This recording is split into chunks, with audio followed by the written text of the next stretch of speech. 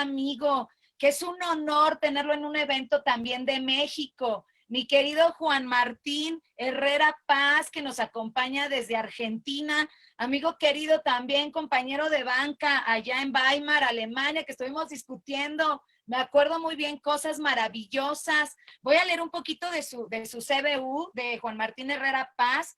Él es abogado por la Facultad de Derecho de la Universidad de Buenos Aires, tiene un posgrado en especialización en Derecho Penal por la Universidad de Itela, con más de 20 años de experiencia en la justicia nacional, en lo criminal y correccional federal de la Ciudad Autónoma de Buenos Aires.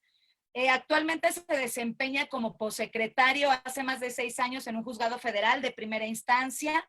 Es socio fundador y vocal de nuestra querida Sociedad Internacional Germano-Latinoamericana de Ciencias Penales y es ayudante en la materia Teoría de la Tentativa de la cátedra del profesor Gustavo Garibaldi en la Facultad de Derecho de la UBA.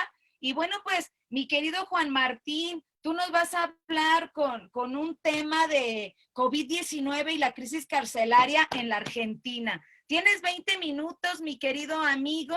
En dado caso que ya se acerque, te voy a interrumpir para decirte que ya casi se cumplen los 20 minutos. Bienvenido, mi querido Juanito. Sabes que te adoro con todo mi corazón.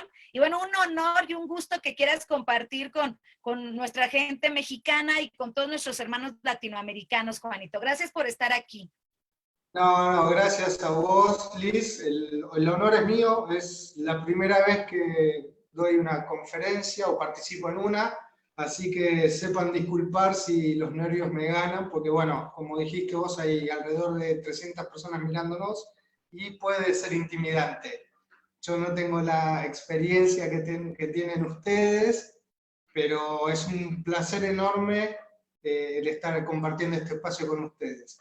En ese sentido, bueno, le quisiera agradecer no solo a Liz y a Eduardo y a Laura, a quienes tuve el placer de conocer el año pasado en Alemania, sino también, obviamente, a la diputada Lorena Villavicencio, que fue la que hizo todo esto posible, junto con todos los esfuerzos que me imagino que vos habrás hecho, Liz. Y bueno, el motivo o sea, cuando vos me dijiste de qué me gustaría hablar, fue inmediato y lo hablamos incluso por teléfono, porque fue una situación que yo pude vivenciar en carne propia, y es la situación que se generó tras el ingreso del coronavirus a la Argentina con la crisis penitenciaria. Hubo una oleada de solicitudes de excarcelaciones y de arrestos domiciliarios,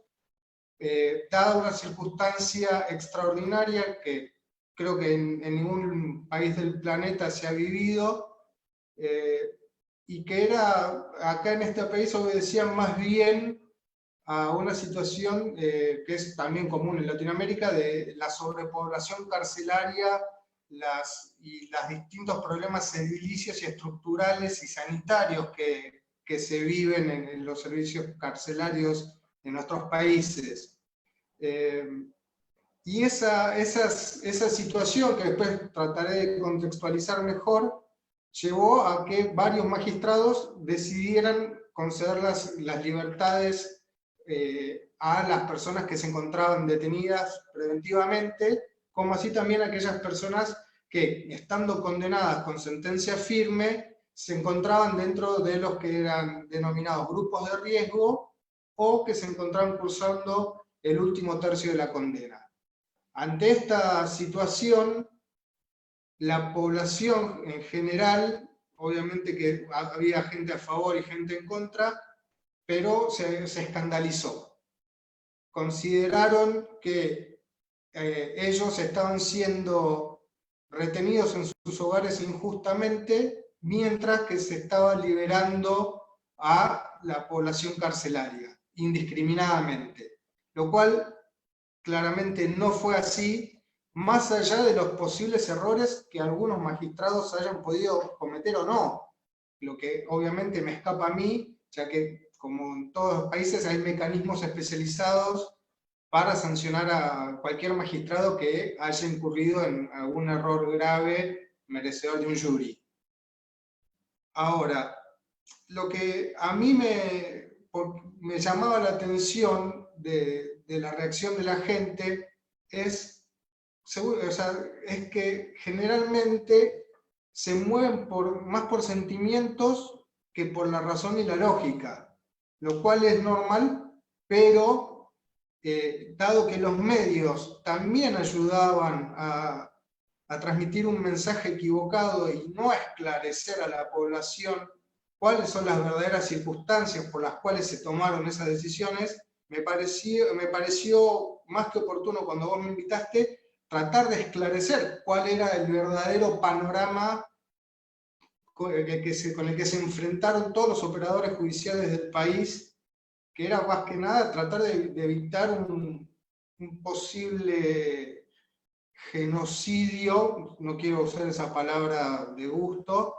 pero si no se hubieran tomado las determinaciones que se tomaron, tanto a nivel sanitario como a nivel carcelario, lo más probable es que la población carcelaria se viera diezmada. En ese sentido, por ejemplo, la Procuración Penitenciaria Nacional ha dado a lo largo de los años varios informes sobre cuál es el estado actual de las cárceles. Para que te des una idea y todos sepan, el 65% de la población masculina y femenina que se encuentra detenida de forma preventiva, es decir, sin una condena firme, lo que implica que en principio son inocentes. O sea, esta situación de sobrepoblación, obviamente que no es sabida por mucha gente, pero tal es la situación que el año pasado, el que entonces fuera ministro de Justicia de la Nación, el doctor Garabano, declaró la emergencia carcelaria. Ya en ese año había una superpoblación del 12% solo en el sistema federal, que esto repercute también en el resto de los sistemas penitenciarios, tanto provinciales como nacionales, por lo cual el riesgo de que el brote, o sea, o que hubiera un brote dentro de las cárceles era más que evidente. Entonces, ante esta situación que no podía ser absorbida por el sistema sanitario nacional, que ya había sido también declarado en emergencia hace un año, y dicha emergencia había sido prorrogada por un año por el propio presidente de la Nación ante la pandemia, la decisión de dejar encerradas a las personas que ya se encontraban cumpliendo una prisión preventiva era más que peligrosa, porque claramente el sistema penitenciario no podía absorber a todas las personas o a todos los reos que pudieran contagiarse e infectarse. O sea, si a nivel nacional se carecían de los respiradores y de los insumos necesarios para atender a la población que circula libremente, imagínense si a esa población que circula libremente se le sumaban todas las personas que se encontraban prisionizadas. Era de seguro que no iban a ser las personas que iban a ser tratadas con prioridad, porque, querramos admitirlo o no, son ciudadanos de segunda, de tercera o de cuarta. O sea, le guste a la gente o no le guste. Obviamente que hay personas que festejan esto y que deseaban que hubieran brotes en las cárceles y que perecieran todas las personas allí detenidas. Lo que a mí particularmente me escandalizó, a mí y a muchas otras personas.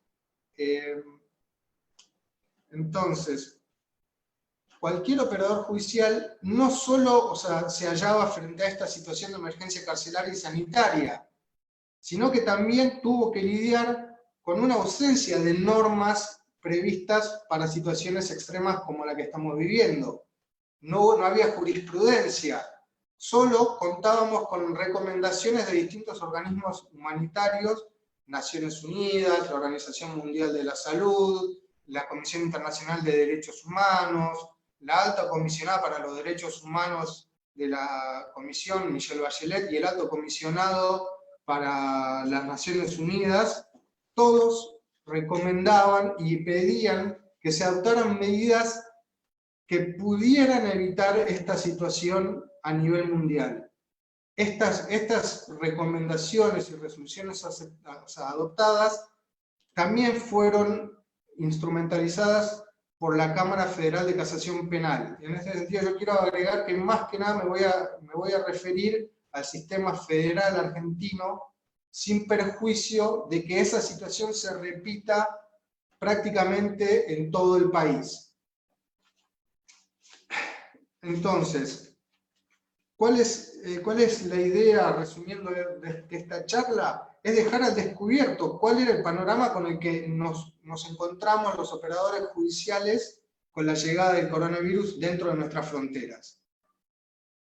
La gente, como señalaba anteriormente, considera que, en líneas generales, que los jueces y funcionarios solo tienen en consideración los derechos y garantías de las personas prisionizadas, más no los del resto de la sociedad civil.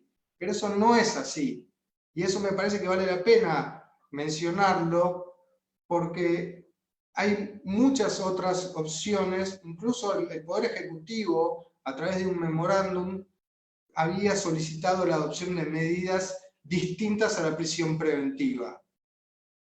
Sin perjuicio de lo cual, y no quiero hacer ningún juicio de valor al respecto, cuando la población se expresó con cacerolazos por las liberaciones indiscriminadas que consideraban que se estaban llevando a cabo, el Poder Ejecutivo, tanto provincial como nacional, y de las distintas provincias, cambiaron de parecer y empezaron a condenar estas liberaciones, tomándose de ejemplos que quizás no eran los más adecuados y metiendo, calculo yo, para sus propios fines políticos, a todo el Poder Judicial en la bolsa. En ese sentido, quizás ustedes no sepan, pero acá en Argentina hace tiempo se viene dialogando y pensando sobre una reforma judicial. Esta reforma judicial claramente es necesaria, pero no sé si necesariamente es la más adecuada para el momento que estamos viviendo, que también es de crisis económica. La Argentina está virtualmente en default, esperemos que no, que logremos negociar y que podamos evitar esta situación, porque ya la crisis por la pandemia nos ha golpeado más que demasiado como para encima sumar un default a la situación generalizada. Si bien yo no tengo la intención de teorizar sobre el instituto de la excarcelación, porque hay personas que se han explicado mucho mejor y van a seguir haciéndolo con mucha más altura de la que yo en este momento puedo hacer, mi idea es reflexionar sobre esta situación, sobre la situación de falta de comunicación que existe tanto en el Poder Judicial como en el gobierno, para poner en conocimiento de la gente cuál es la verdadera situación y cuáles son las circunstancias que se debieron analizar. Más allá de lo que la normativa prevé, específicamente para el caso de arrestos domiciliarios y de excarcelaciones, lo cierto es que no hay nada previsto para casos como el que estamos viviendo. No hay jurisprudencia. Entonces, ¿qué debemos hacer? ¿Qué debía hacer cualquier magistrado ante una presentación solicitando la excarcelación? Eran dos las opciones.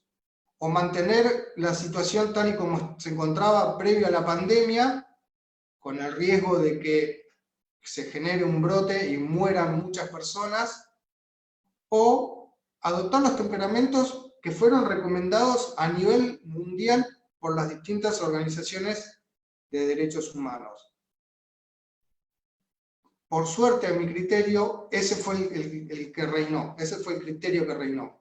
Había que poner en primer lugar a la salud y a la vida de las personas prisionizadas.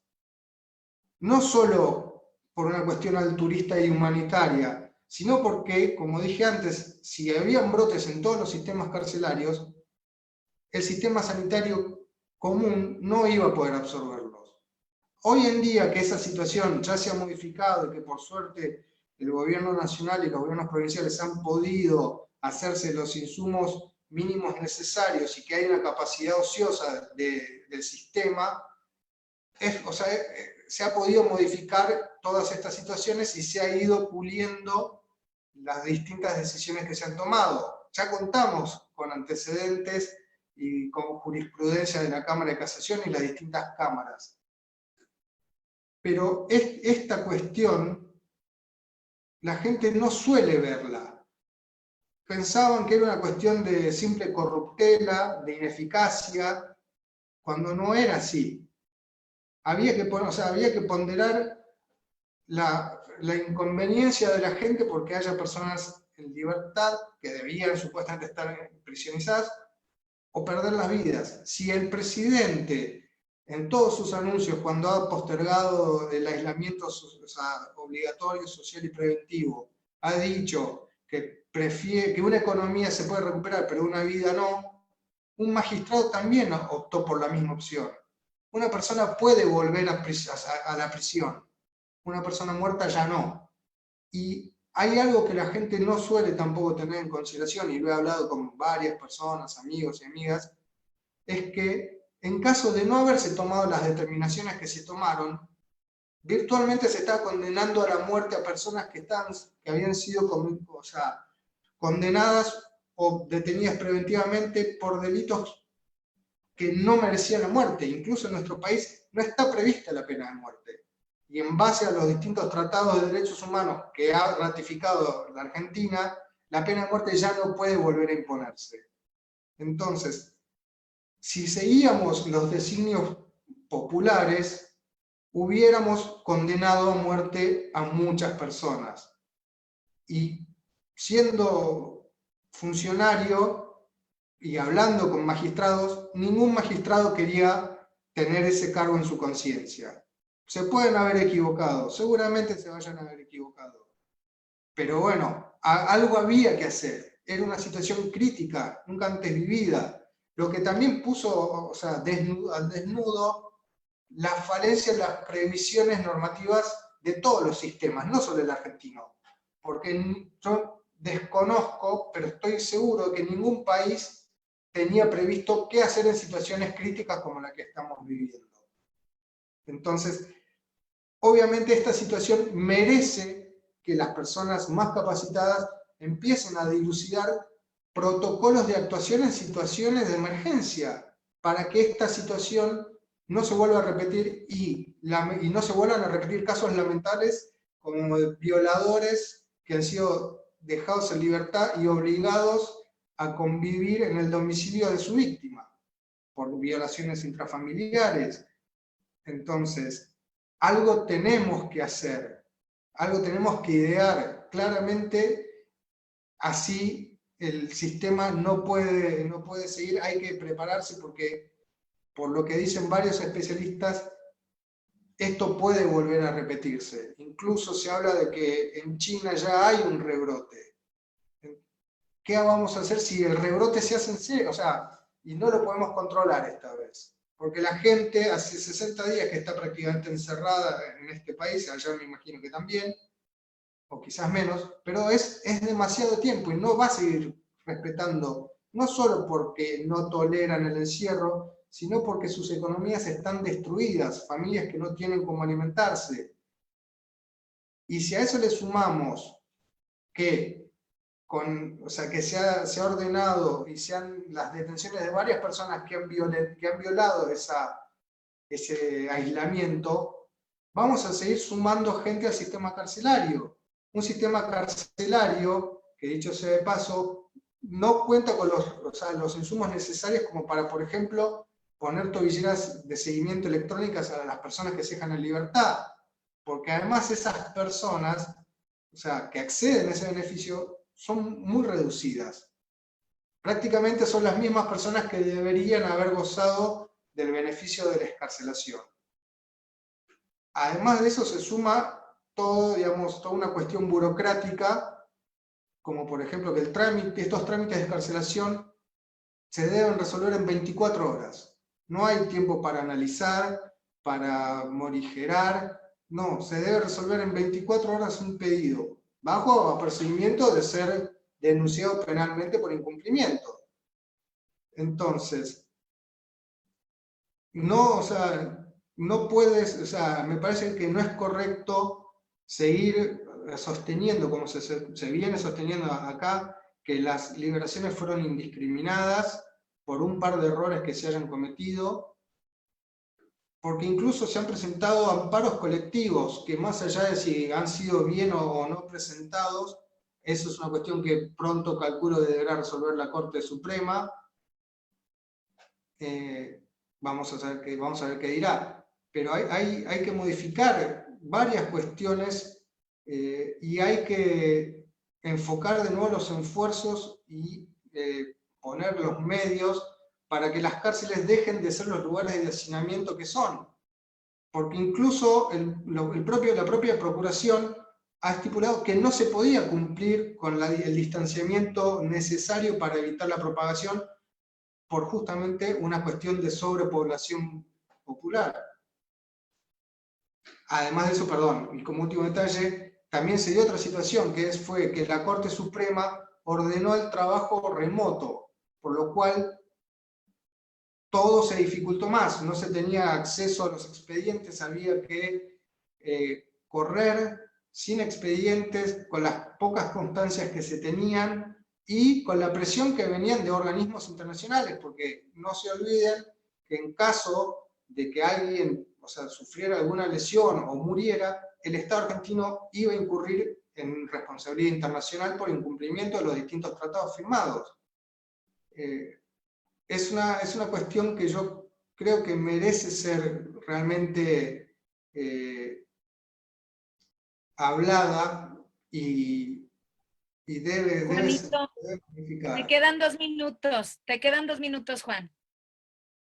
Bueno, yo no sé si si vos, Liz, querés hacer alguna pregunta, porque la idea era reflexionar sobre la situación que se debió afrontar, que no era tan simple como la gente pensaba que era. Sí, claro. De hecho, lo que tú indicas es muy importante en el sentido de manifestar de que, bueno, pues también la población que está en prisión, en cierta forma o directamente también pueden sufrir toda esta parte del COVID. En México, fíjate que en México tuvimos incluso, me parece que hace 3 semanas, el gobierno de la República emitió igual un decreto de amnistía, en el sentido de que todas las personas que cometieran delitos que no fueran de alto impacto y que tuvieran cierta penalidad, bueno, pues iban a poder salir. Y así fue. Entonces, muchos han salido precisamente por esa ley de amnistía. Aquí el problema que yo veo es que al final del día, ¿dónde queda el derecho humano, ¿no? de las víctimas, por ejemplo, de acuerdo a la al propio Pacto de San José? ¿Dónde está ese derecho que tienen las víctimas de que se cumpla la sentencia de un sujeto que les causó un daño, ¿no? Entonces, bueno, aquí estamos en un dilema, en un grande dilema, y entonces, bueno, hay personas que están privadas de la libertad en prisiones de máxima seguridad y que están embarazadas.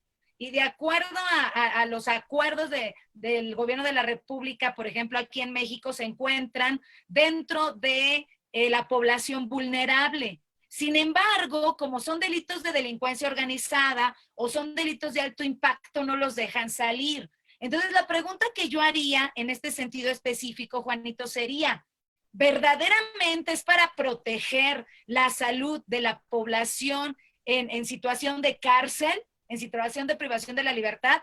¿O el populismo mismo utiliza esa ventaja para efecto de crear unas políticas más fuertes, ¿no? Políticas hacia determinados grupos, porque a mí me parece que O sea, el gobierno, los políticos, las políticas públicas son pensadas perfectamente. Entonces, nosotros tenemos aquí un decreto que acaba de salir también, la semana pasada salió, es un decreto en donde se elevan los planes sociales, se elevan a nivel constitucional, ¿no? Entonces, el presidente de la República, a través de decreto, está ordenando que se eleve a nivel constitucional una ayuda económica, pero para ciertos grupos, grupos de pobreza, ¿no? Grupos afromexicanos, grupos indígenas. Entonces, aquí la cuestión es, ¿por qué no es general?